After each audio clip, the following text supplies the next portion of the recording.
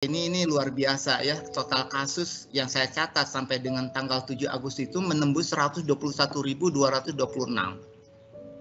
Ini tentu angka yang sangat-sangat luar biasa, dan kita di dalam proses kegiatan pelayanannya harus senantiasa waspada. Kita juga berharap bahwa adanya pandemi ini juga kita tidak juga mengendorkan terhadap upaya peningkatan mutu dan keselamatan pasien. Ya, karena upaya peningkatan mutu dan keselamatan pasien ini tetap menjadi sebuah konsen bersama ya, dalam upaya tetap kita konsisten agar kualitas pelayanan dan keselamatan pasien dan juga sekarang mungkin nakes harus menjadi prioritas dalam pelayanan kita.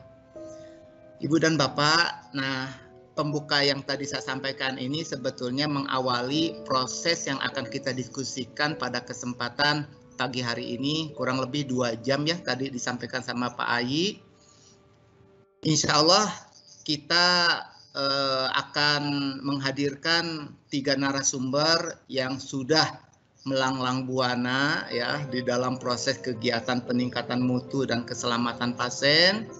Boleh ya, saya mengawali ini dengan menyapa dulu ya.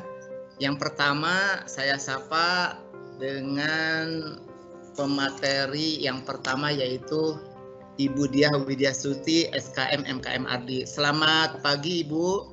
Assalamualaikum warahmatullahi wabarakatuh.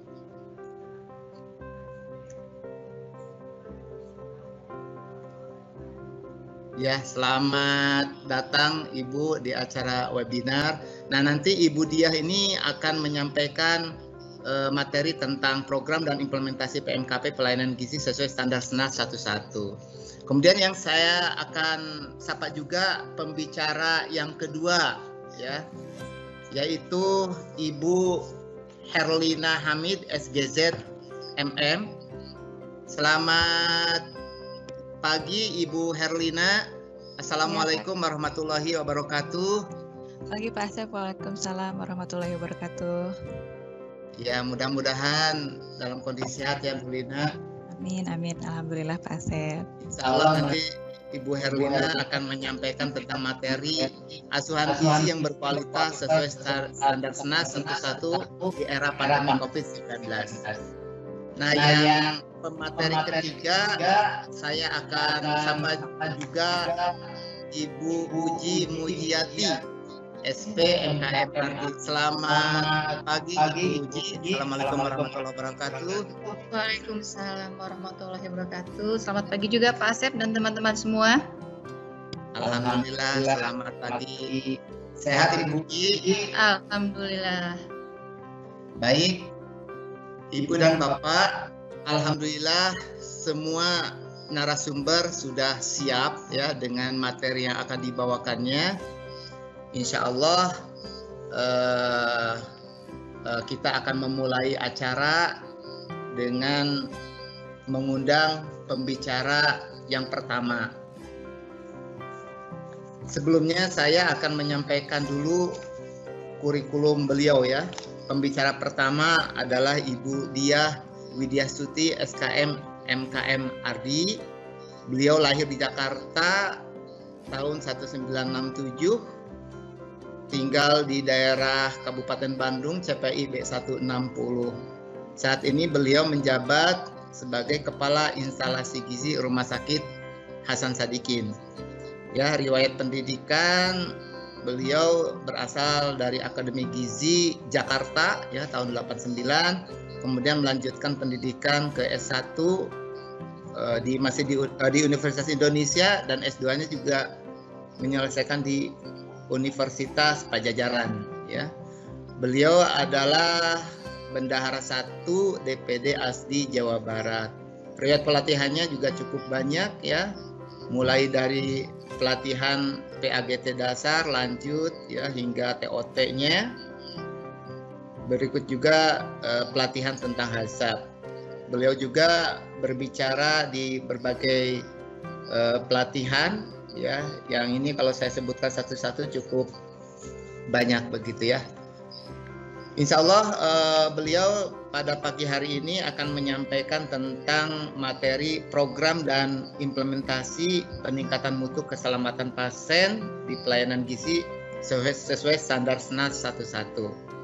Untuk sesi pemaparan kami kasih waktu kurang lebih 20 menit, Bu. Ya, dari sekarang. Silakan Ibu Diah Widyasuti, waktunya saya serahkan. Ya, saya menyapa kepada teman-teman ahli gizi semuanya yang mengikuti webinar ASDI ketiga pada pagi ini. Assalamualaikum warahmatullahi wabarakatuh. Pada kesempatan ini tadi mungkin sudah dijelaskan oleh Bu Ice, kemudian oleh Pak Asep ya. Jadi pada kesempatan ini saya diberi kesempatan untuk mereview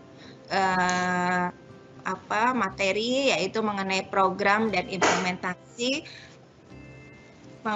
pemberian keselamatan mutu dan keselamatan pasien ya, untuk pelayanan gizi sesuai dengan standar SNAR 1.1.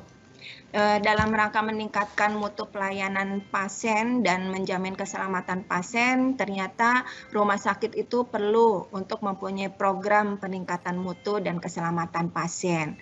Mungkin ini sudah untuk teman-teman semua sudah tidak asing lagi ya, dan diharapkan ini juga dapat menjangkau ke seluruh unit kerja yang ada di rumah sakit.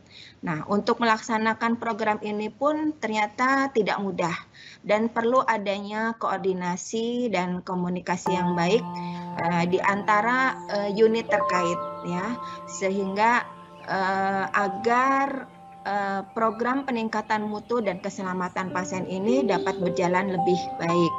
Nah,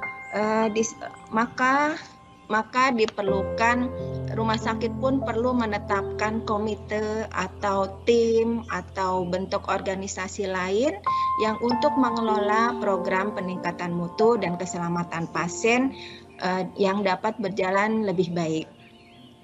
Maka di sini memang diperlukan setiap unit itu untuk terlibat di dalam peningkatan mutu dan keselamatan pasien. Ini sebagai latar belakang dulu bahwa di dalam PMKP 1 di sini diharapkan unit organisasi itu memiliki tim mutu. Ya, jadi rumah sakit diharapkan mempunyai komite mutu dan keselamatan pasien. Kemudian kalau kita yang ada di instalasi gizi diharapkan mempunyai bentuk tim mutu instalasi gizi. Untuk nama mungkin tidak perlu sama sebagai tim mutu, itu bisa sebagai unit mutu atau sub mutu ya. Intinya organisasi untuk kegiatan mutu di pelayanan gizi itu bisa berjalan ya. Kemudian setelah terbentuknya tim mutu atau sub mutu ini perlu adanya unsur-unsur yang dapat menjalankan program mutu itu tadi, sehingga diperlukan adanya unsur tim mutu yang terdiri dari penanggung jawab, kemudian juga validator data, dan pengumpul dan pengolah data. Kemudian agar peningkatan mutu, program peningkatan mutu dan keselamatan pasien di unit kerja itu dapat berjalan dengan baik, ya, maka tim mutu atau sub mutu instalasi gizi pun perlu ditambahkan atau dilatih ya, supaya apa yang menjadi program dalam mutu dan keselamatan pasien itu bisa berjalan dengan baik. Ya, nah ini juga tertuang di dalam standar SNAR 1.1 terkait PMKP. Jadi diharapkan itu tim mutu dilatih mengenai pemilihan prioritas pengukuran mutu, kemudian juga menetapkan indikator-indikator dan kamus indikator mutu. Nah ini tertuang di dalam PMPK 5 ya. Kemudian juga dilatih bagaimana cara pengumpulan datanya, dilatih juga cara memvalidasi data, ya. Kemudian juga sistem pelaporan insidennya, ya. Kemudian dan ini semuanya tertuang di dalam standar SNAR 1.1 dari PMKP 4 sampai dengan PMKP 11. Ya. Kemudian juga di dalam PK 6, jadi setiap unit kerja itu diharapkan bisa memilih dan menetapkan indikator mutu, ya, yang digunakan untuk mengukur mutu unit kerjanya. Ya, di sini memang peran pimpinan unit kerja itu dalam pemilihan dan penetapan indikator sangat diperlukan, ya. Kemudian cara menentukan indikator unit kerjanya pun dasarnya adalah dari program kerja. Nah, ini dapat bisa menggunakan indikator unit kerjanya itu bisa menggunakan standar pelayanan minimal atau masalah-masalah yang terjadi di unit kita, ya, yaitu unit pelayanan gizi. Bentuk indikator unit kerja ini bisa dari area klinis, ya, atau area manajemen, atau dari penerapan SKP-nya, ya. Kemudian juga atau indikator mutu yang non pelayanan, ya. Nanti akan dijelaskan, akan direview kembali apa-apa yang menjadi langkah-langkahnya, ya.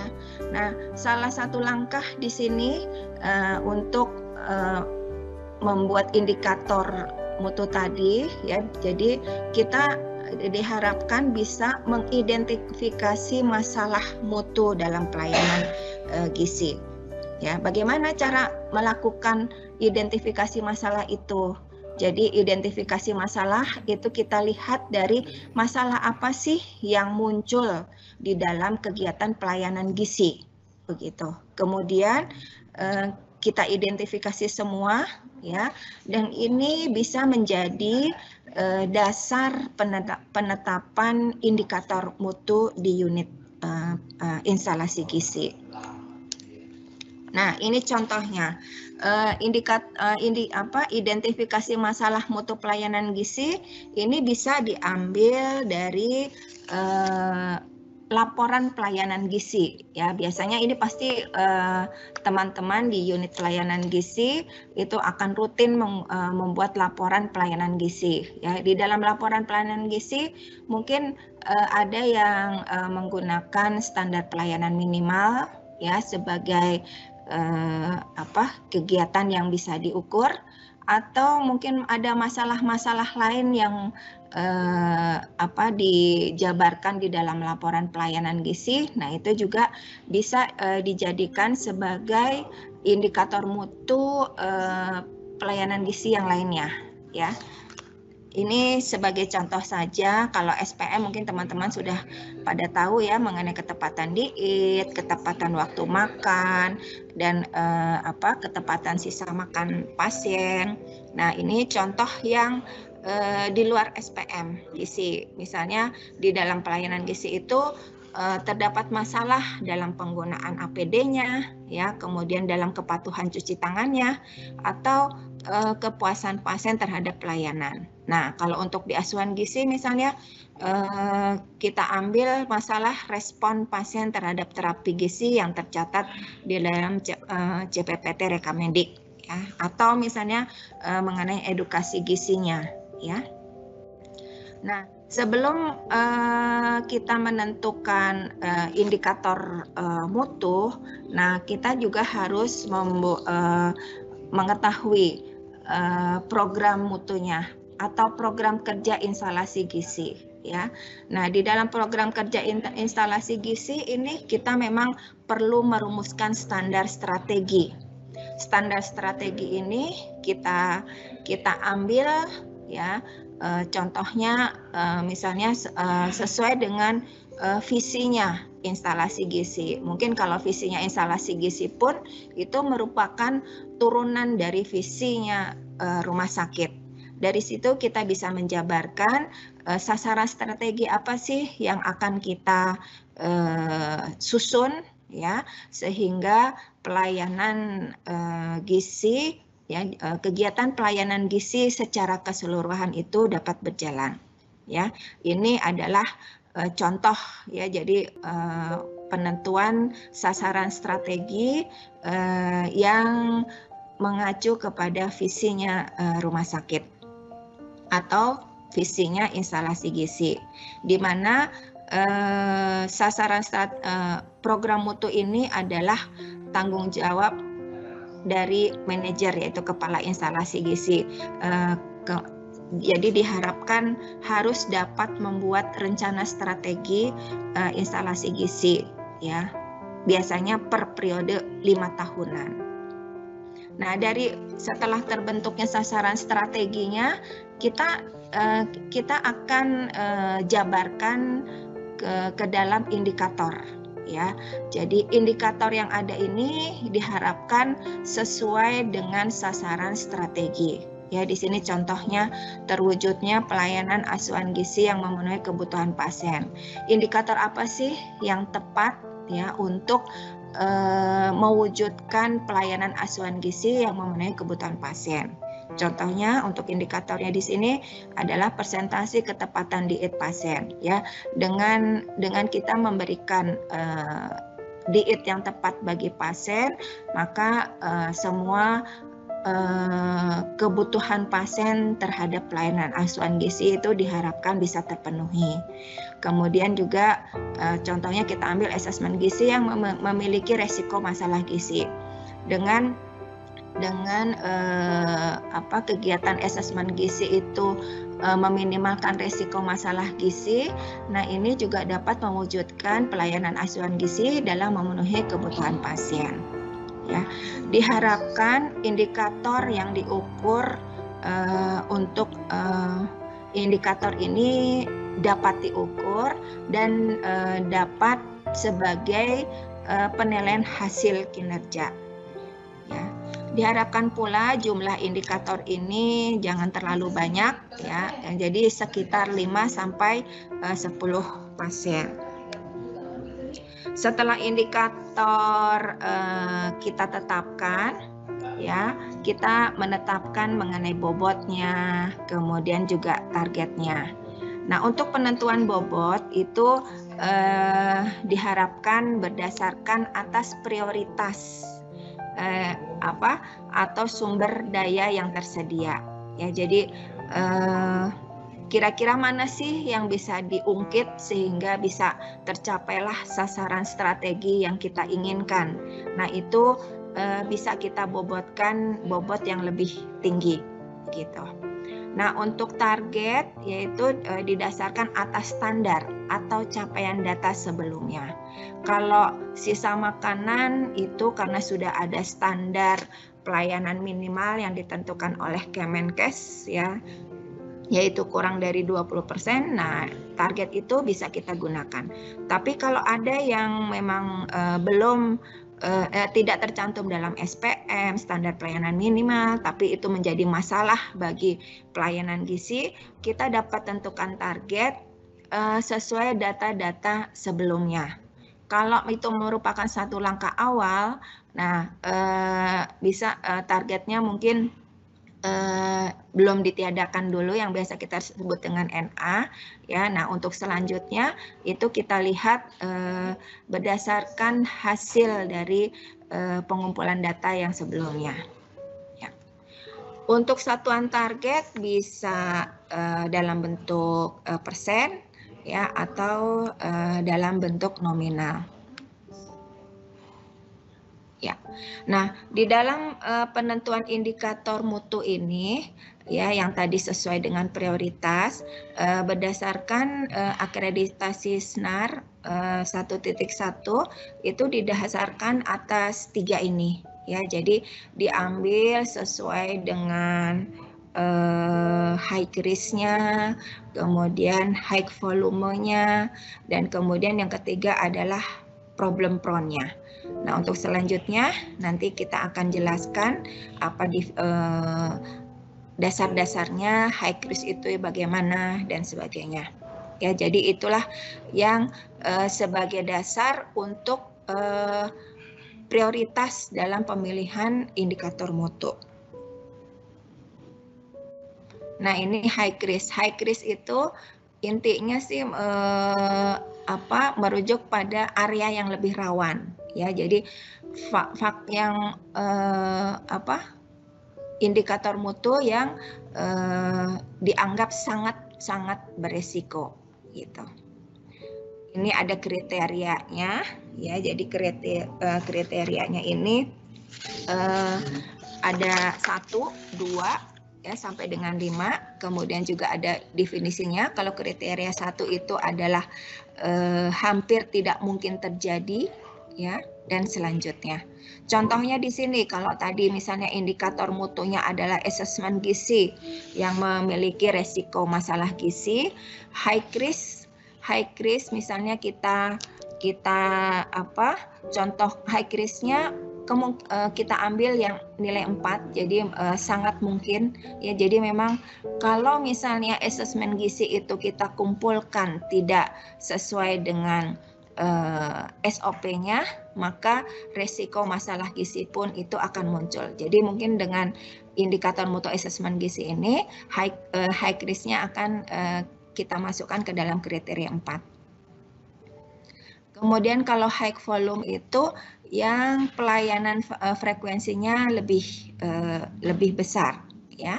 Ini yang volume pelayanannya lebih sering atau lebih besar. Nah, itu bisa kita masukkan ke dalam high volume.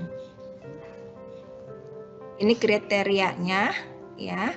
Kalau tadi contoh mengenai asesmen gizi yang memiliki resiko terhadap masalah gizi, misalnya kita nilai ke yang 3 ya, sering tapi tidak banyak yang dilayani ya. Jadi memang kita selalu di dalam pelayanan asuhan gizi akan melakukan semua kegiatan asesmen gizi gitu ya. Jadi memang sering, tapi kadang-kadang di rumah sakit kita pasiennya tidak banyak gitu, tidak bisa, jadi tidak banyak yang dilayani. Jadi misalnya contohnya kita menilai untuk high volume assessment gizi itu misalnya 3.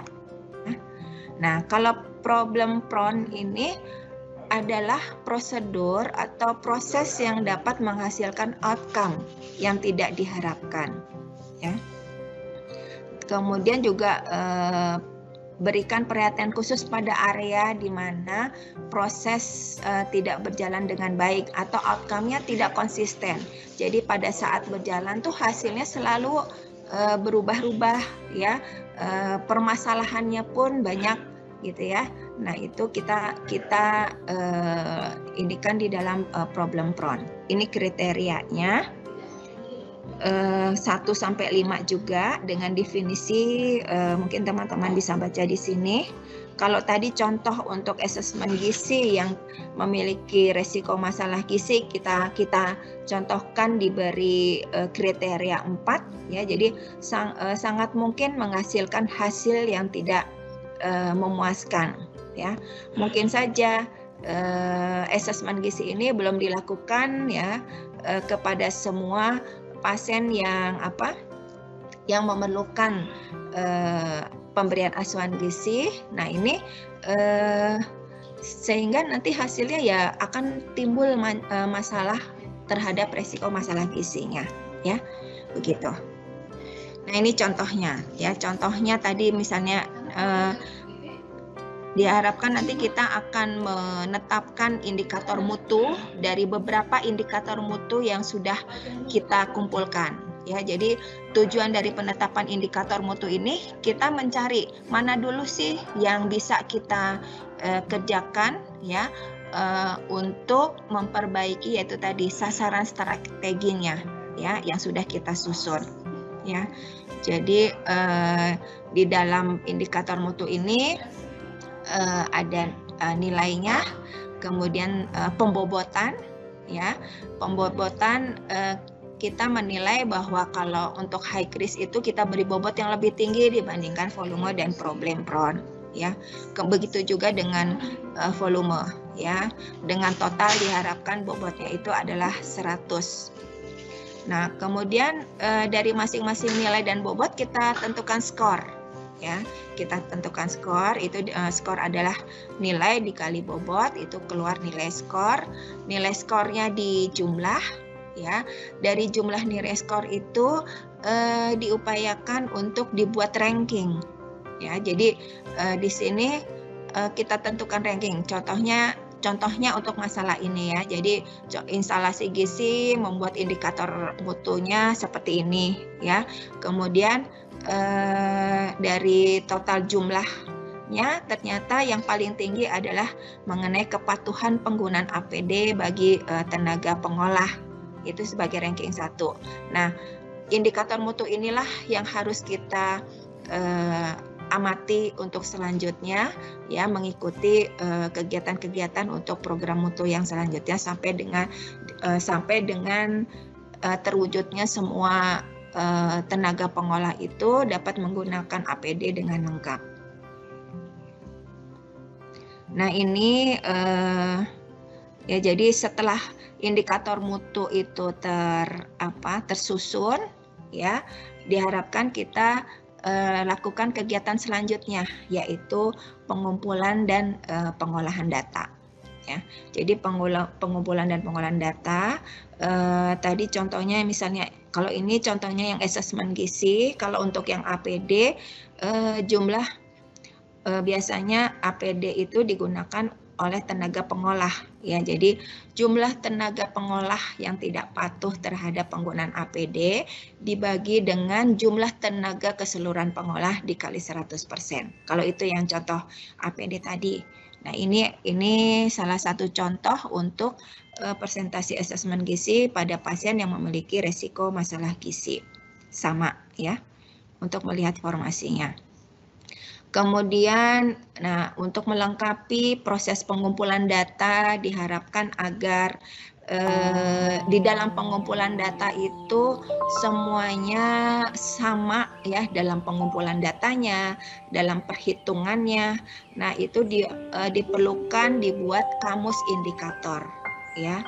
Kamus indikator ini dibuat seluruh indikator mutu yang kita punya, gitu, ya, yang akan kita jalani sebagai peningkatan mutu dan pelayanan keselamatan pasien.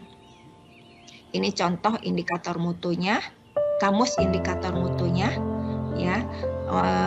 Diharapkan juga dipelajari profil indikatornya, karena di sini kadang-kadang kalau kamus indikatornya tidak dipahami, nah, di dalam pengumpulan data itu akan bervariasi pengumpulan datanya. Jadi kamus indikator ini merupakan acuan, ya, di dalam pengumpulan data pada masing-masing indikator mutu yang kita susun. Ini contoh indikator mutunya. Nah, kemudian yang kedua yang harus kita siapkan adalah tadi langkah-langkahnya sudah tersusun di dalam kamus indikator mutu. Kemudian yang perlu kita siapkan juga adalah instrumen pengumpulan datanya. Nah, instrumen pengumpulan data ini disusun berdasarkan indikator mutu yang kita tentukan, begitu, ya. Kemudian setelah instrumen ini dikumpulkan, ya, jumlah sampel, pengukuran jumlah sampel pun harus menggunakan aturannya, ya. Jadi biasanya penentuan jumlah sampel itu kita menggunakan berdasarkan SNAR 1.1, kita menggunakan Isaac and Michael, ya. Jadi daftar Isaac dan Michael ini yang menemukan daftar ini, ya. Jadi perlu berapa sih sampel yang harus kita kumpulkan, ya? Kalau tingkat kepercayaannya. S itu misalnya kita ambil 1%. Jadi pokoknya pengen yang mutlak, yaitu mendekati mutlak kita ambil yang 1%. Kalau yang kalau dengan tingkat kepercayaan 5% bisa, kemudian juga atau yang 10%. Ini contoh daftar Isaac and Michael. Kemudian kita juga mengambil sumber data. Sumber datanya dari mana? Gitu. Tadi contohnya kalau untuk asesmen gizi yang memiliki resiko masalah gizi, pasti kita mengambil dari formulir asuhan gizi yang terkait dengan pengkajian, ya. Mungkin dari pengkajian awal, yaitu misalnya dari screening, ya, sampai dengan pengkajian lanjutan. Ya, kalau contohnya APD, nah itu formulirnya bisa kita susun juga, ya. Kemudian sumber datanya dari mana? Kalau APD contohnya di rumah sakit kami itu langsung tracer, ya, ke tenaga pengolah, ya, dengan waktu yang tidak diketahui oleh tenaga pengolah tadi, ya. Nah, ini contoh yang tadi asesmen gizi. Contoh untuk yang pengumpulan datanya sudah terkumpul semuanya, misalnya contohnya seperti ini, sudah terisi semua, ya, sampai sampelnya itu 55, ya. Kemudian yang perlu diperhatikan adalah misalnya asesmen gizi ini dilengkapi dalam 24 jam, ya atau tidak. Nah, dari situ bisa akan kita total, ya, kita total, ya, dan kemudian kita hitung capaian indikatornya dengan menggunakan formula yang telah ditetapkan dalam profil indikator, ya. Jadi kita hitung capaian indikatornya sesuai dengan yang tertulis di dalam kamus indikator. Ini contohnya. Jadi 39 itu yang tercapai, kemudian 55 itu jumlah sampel yang dikumpulkan oleh pengumpul data dikali 100%, sehingga didapatkan 70,9. Ya. Jadi tim pengumpul data sudah mengumpulkan, kita masuk ke dalam validasi data. Jadi diharapkan apa yang diambil oleh pengumpul data ini bisa divalidasi oleh tim validator, ya. Jadi tim validator ini harus orang yang berbeda dengan pengumpul data. Tadi di tim mutu instalasi gizi ada orang-orang yang berkumpul di dalam sebagai validator. Nah, itulah orang-orang tersebutlah yang mendapat tugas untuk memvalidasi data-data yang dikumpulkan oleh pengolah data, pengumpul data. Jadi validator itu disebut orang kedua dan pengumpul data itu disebut dengan orang pertama. Ya, langkah-langkah validatornya sebenarnya subjek pengukurannya sama, ya. Jadi kalau pengumpul data ngambil dari rekam medis, untuk asesmen gizi validator pun juga begitu, ya. Apabila jumlah subjek pengukuran diambil kurang dari 50, maka validator mengambil seluruh jumlah tersebut, ya. Jadi tim validator pun mengumpulkan data, ya. Kalau misalnya jumlahnya kurang dari 50, jadi harus diambil semuanya, ya, untuk memvalidasi, ya.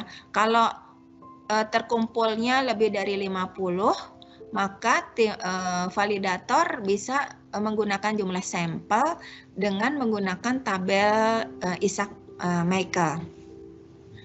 Cara pengukurannya sama, semua langkah yang dilakukan validator itu sama dengan yang tim pengumpul data, ya. Jadi acuannya kita mengacu kepada kamus indikator, ya.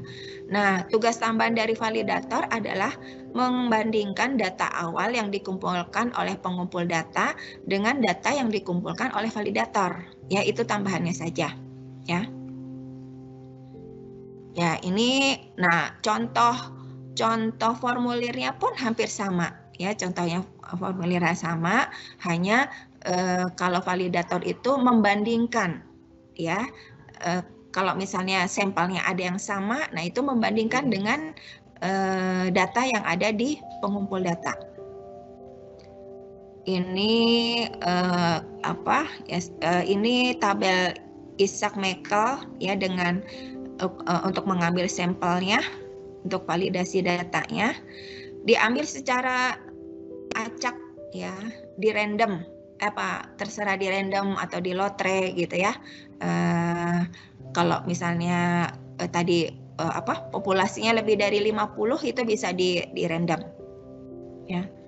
Nah, di sini kemudian juga validator menghitung keakuratan atau kevalidasian data yang dikumpulkan oleh pengumpul data ya. Bila hasilnya lebih dari 90%, maka data yang dikumpulkan oleh pengumpul data itu dikatakan valid. Tapi kalau hasilnya kurang dari 90%, dikatakan tidak valid. Sehingga validator wajib mereview kembali ya teknik pengukuran yang telah dilaksanakan oleh pengumpul data ya. Kira-kira apa sih yang menjadi penyebab sehingga terjadi kesenjangan ya kurang dari 90%. Kemudian setelah dilakukan itu, validator pun membuat laporan validasi data ya dengan menggunakan format yang telah ditetapkan ya, yang telah ditetapkan di dalam kamus indikator. Ya. Ini contoh validator mengumpulkan datanya ya. Jadi ada pembanding ya.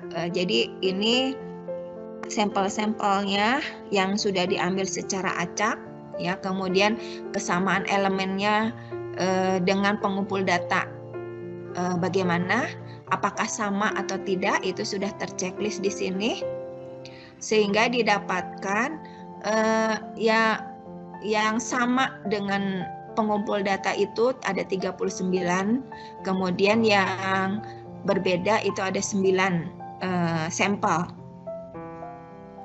Nah, di sini dihitunglah capaian indikator dengan menggunakan formula yang sudah ditetapkan di dalam kamus indikator tadi.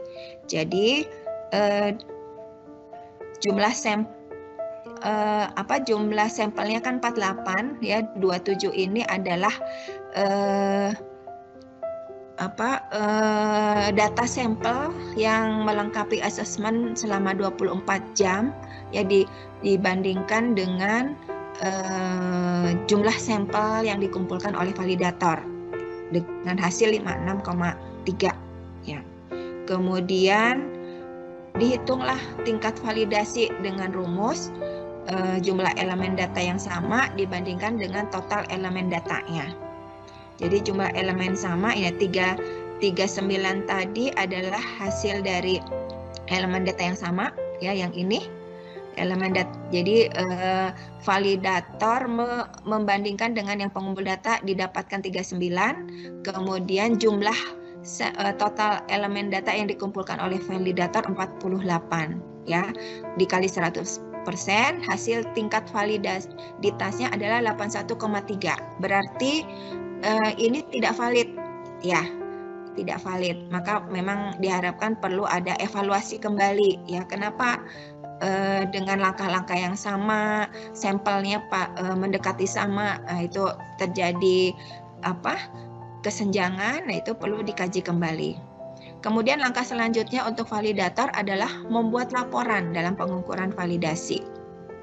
Ini bentuk laporannya ya, bentuk laporannya itu sudah standar ya, hasil capaian indikator. Capaian indikator ini tadi 39 itu yang dibandingkan dengan pengumpul data 39, kemudian itu total yang diambil oleh pengumpul data itu 55 sehingga didapatkan 70,9 ya. Nah, ini juga menjadi laporan dari validasi, maka di sini perlu divalidasi kembali ya, mungkin karena ini baru pertama gitu ya, jadi justifikasinya perlu disimpulkan untuk perlu divalidasi kembali ya. Nah, ini contoh laporan untuk validasinya. Kemudian karena kita juga perlu menyusun laporan untuk peningkatan mutu dan keselamatan pasien, langkah-langkah selanjutnya adalah langkah untuk analisa data. Ya, nah, jadi analisis ini dilakukan ada beberapa cara, ada 4 cara. Ya, jadi data dengan misalnya kita menggunakan data sendiri, kita bisa ngambil dari waktu ke waktu. Jadi kalau misalnya asesmen gizi itu diambil tiap bulan, nah data ini kita bisa mengambil tiap bulannya, ya, atau per tahun, ya. Nah kemudian juga kalau ini data ini masih belum kita punyai, kita juga boleh menggunakan data dari rumah sakit lain yang sejenis gitu, maksudnya sama tingkatannya, kemudian sama masalah yang didapatinya, ya, baik secara lokal, nasional atau internasional, ya, atau standar-standar yang sudah ditentukan secara peraturan dan perundang-undangan, seperti contohnya tadi standar pelayanan minimal. Ya, kemudian juga dengan praktek-praktek yang diinginkan berdasarkan literatur, ya. Tapi kalau untuk literatur memang harus dikaji berdasarkan kondisi rumah sakitnya, ya, kondisi pelayanan gizi yang ada di rumah sakit kita. Ya, jadi diharapkan tadi setelah tadi pengumpul data sudah lancar dan sudah tervalidasi. Nah, kegiatan program mutu di pelayanan gizi diharapkan bisa dijalankan. Dan ini contoh untuk pelaporannya yang tadi terkait terhadap analisa datanya. Jadi tiap contohnya ini untuk yang ketepatan preskripsi diet, ya. Ya, jadi misalnya ketepatan preskripsi itu tiap bulan, karena sudah dilakukan tiap bulan, diharapkan tiap bulan itu data-data ini bisa tercapai, ya. Maksudnya bisa terkumpul, ya, sehingga bisa kita evaluasi. Ini contoh yang APD, ya, contoh APD standarnya yang tadi kita sudah targetnya yang sudah kita tetapkan itu 100, bisa dilihat di dalam grafik ini yang warnanya biru. Nah, yang capaiannya itu yang grafiknya merah, ya. Jadi capaiannya itu ada yang di bawah dari grafik normal, ada yang sudah sama, ya. Nah, kemudian ini juga ada gambaran-gambaran di dalam memenuhi program mutu untuk kepatuhan pemakaian APD, ya. Jadi untuk mencapai 100 itu diharapkan bisa meningkatkan caranya dengan meningkatkan pengawasan, kemudian juga sosialisasi itu harus lebih sering, misalnya begitu, ya.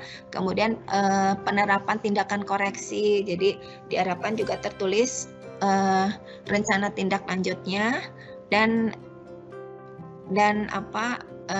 untuk lebih lanjut dilakukan PDSA. Nah, apabila terjadi nilai-nilai yang memang belum tercapai atau belum sesuai dengan target, ya, maka kita perlu melakukan perbaikan dengan menggunakan siklus PDSA.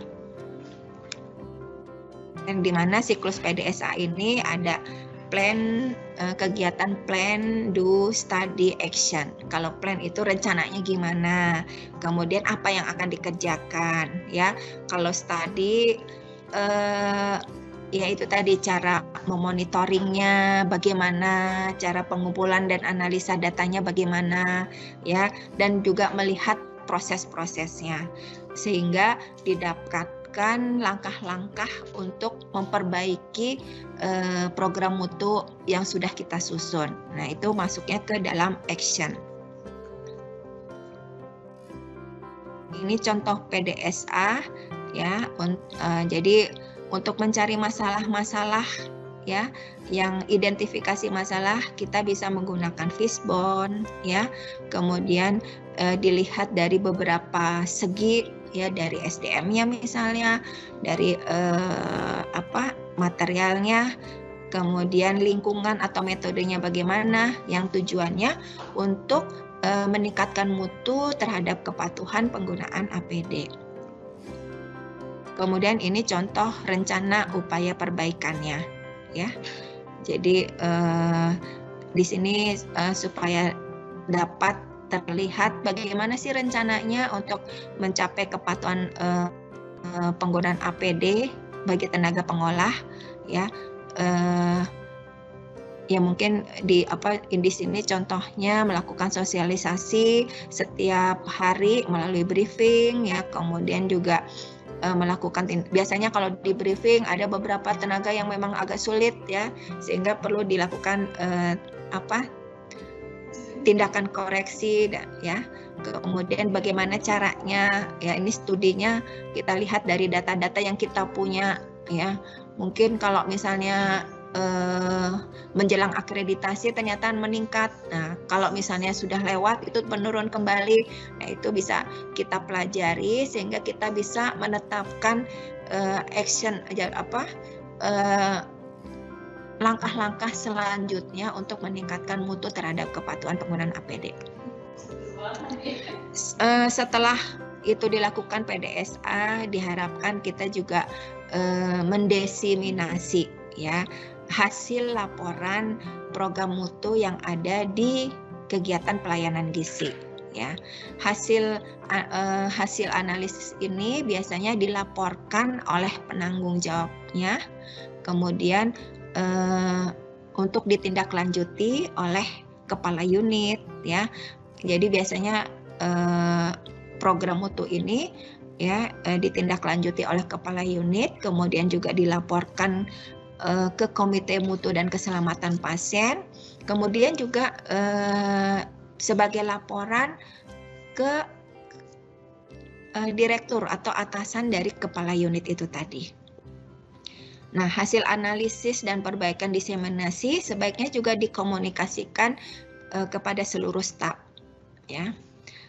Cara diseminasi hasilnya itu ada beberapa cara, ya, misalnya kita selalu menempelkan papan informasi indikator mutu. Jadi agar semua pegawai yang ada di instalasi gizi itu mengerti indikator mutu apa sih yang ada di instalasi gizi, ya. Kemudian supaya sama-sama bisa memperbaiki indikator mutu yang ada yang masih kurang dan belum tercapai targetnya. Kemudian juga bisa melalui rapat berkala dengan staf, ya, secara berjenjang, ya. Kemudian juga bisa melalui websitenya rumah sakit atau hospital internet, ya. Atau di dalam majalah rumah sakit yang biasanya setiap bulan atau triwulan itu keluar sehingga bisa diketahui oleh semua unit yang terkait. Ya, mungkin ini pemaparan saya yang terakhir. Untuk selanjutnya saya serahkan kepada moderator. Terima kasih, saya tutup. Wassalamualaikum warahmatullahi wabarakatuh. Waalaikumsalam warahmatullahi wabarakatuh. Terima kasih Ibu Diah Widyastuti yang sudah memaparkan materinya cukup lengkap, ya, dan memang waktunya pun juga hampir 30 menit, melampaui 10 menit dari yang kita rencanakan, ya, tapi tidak apa-apa. Saya kira ini materinya memang harus disampaikan secara utuh karena program peningkatan mutu dan keselamatan pasien itu harus secara sistematik disampaikan dari awal sampai akhir. Ya, bagus sekali nih.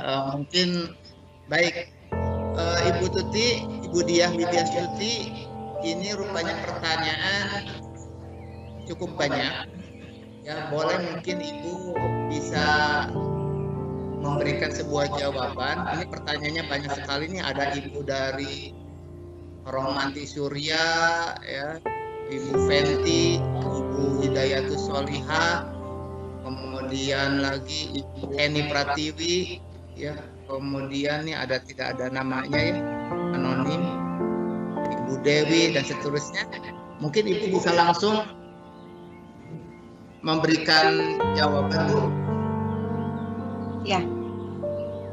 Silakan dibacakan dulu pertanyaannya yang mana yang mau dijawab. Ya, ini untuk yang materi 1 memang banyak pertanyaan, tapi ada beberapa yang hampir sama. Untuk yang Teh Anti ya, Romantis Surya, apa kabar? Teh Anti sekarang di mana? Ya, jadi ini ada pertanyaan dari Teh Anti Romantis Surya mengenai cara menentukan jumlah sampel dengan menggunakan tabel tadi Isaac dan Isaac Michael ya, dan kemudian juga cara menentukan prioritas tadi untuk yang bobot high volume ya, itu bagaimana caranya. Dan ada beberapa pertanyaan juga di bawah yang sama menanyakan bagaimana sih cara menentukan sampelnya ya. Jadi mungkin bisa dibuka kembali yang maaf.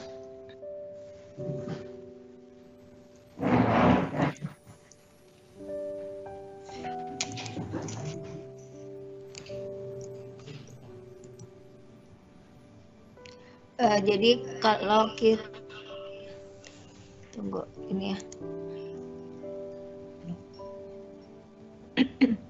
Menentukan jumlah sampel, kita bisa melihat dari tabel Isaac Michael ini ya. Jadi kalau M itu populasi. Misalnya kita mau mengambil data mengenai asesmen gizi ya. Nah, jumlah pasien yang kita layani di rumah sakit kita untuk dilayani asuhan gizinya berapa banyak, kita bisa melihat dari jumlah populasi yang ada di tabel Isaac Michael yang N itu, tabel N. Tabel N ini contohnya di sini kan hanya sampai 270. Nah, itu sampai ke bawah sangat banyak ya. Kemudian kita akan mengambil tingkat kepercayaannya yang berapa ya. Kalau misalnya tingkat kepercayaannya 1%, kita tinggal melihat misalnya jumlah pasien kita yang harus dilakukan pengkajian gizi itu 150 ya. Kita mengambil tingkat kepercayaan yang 5% ya, sehingga data sampel yang harus kita kumpulkan itu sebesar 105 begitu ya. Ini contoh baik itu untuk pengumpul data maupun yang validator. Begitu teman-teman yang menanyakan mengenai jumlah sampel. Kemudian kalau untuk bobot itu kita bisa mengkaji berdasarkan masalah yang muncul misalnya dari tadi yang volume ya. Untuk volume kira-kira yang perlu dikumpulkan untuk high volume. Nah, itu kita lakukan misalnya persentasinya 50%, 30%, itu kita bisa mengambil dari hasil brainstorming kita dengan tim. Begitu ya, ditentukan seperti itu. Mungkin itu jawaban untuk Teh Anti dan teman-teman lain yang kira-kira pertanyaannya sama. Kemudian yang selanjutnya ini juga Teh Fenty sama pertanyaannya.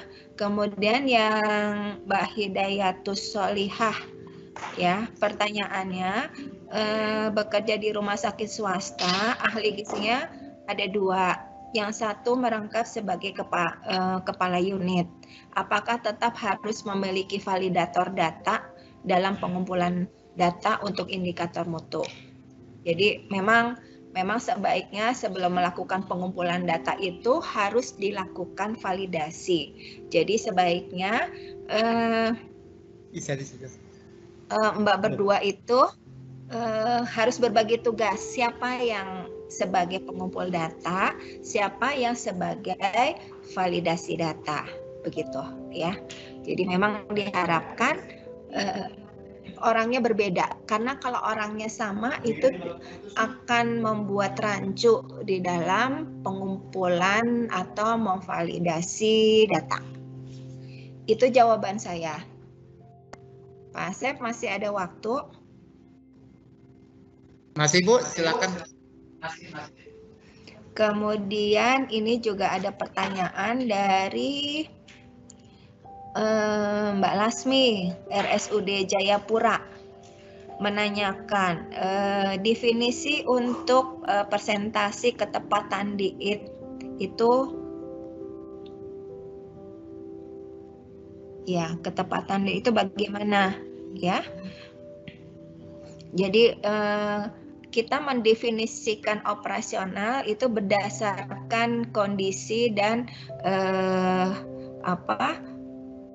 masalah yang ada di tempat kerja kita, ya. Jadi mungkin definisi operasional untuk ketepatan diet di RSUD Jayapura itu akan berbeda dengan definisi RSUD yang ada di kita, misalnya seperti itu. Kalau contohnya di kita di RSHS, ya, kita menetapkan definisi operasional untuk ketepatan diet itu adalah makanan yang diberikan pasien sesuai dengan dietnya.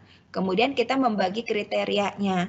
Gimana yang dikatakan tepat? Yang dikatakan tepat itu kita mulai dari order dietnya, kemudian pemorsiannya. Pemorsian itu bisa dari jenis dan beratnya, ya. Kemudian juga etiket dietnya. Apa yang tertulis di etiket diet apakah sesuai dengan yang dengan order dietnya. Nah, itu juga akan kita cek. Apabila sesuai itu dikatakan tepat. Dan kalau misalnya salah satu tidak sesuai itu tetap dikatakan tidak tepat. Begitu. Begitu Mbak Lasmi jawaban dari saya untuk definisi untuk ketepatan diet. Persentase ketepatan diet. Ya.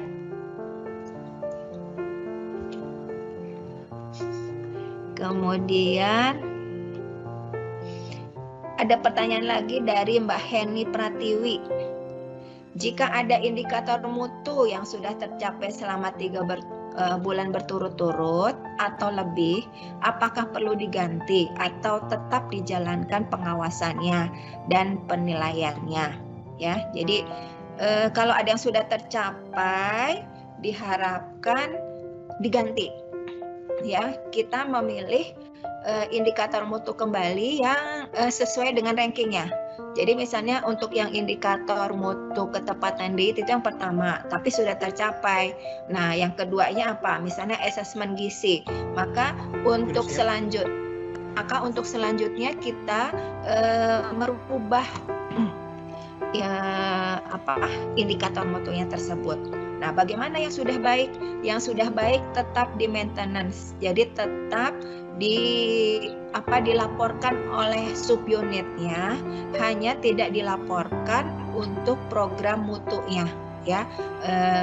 Jadi di maintenance lah, ya, tetap dijalankan terus supaya tidak berubah ke arah yang tidak baik, begitu. Ya, jadi tetap dilakukan pengawasan, hanya tidak dilaporkan, begitu.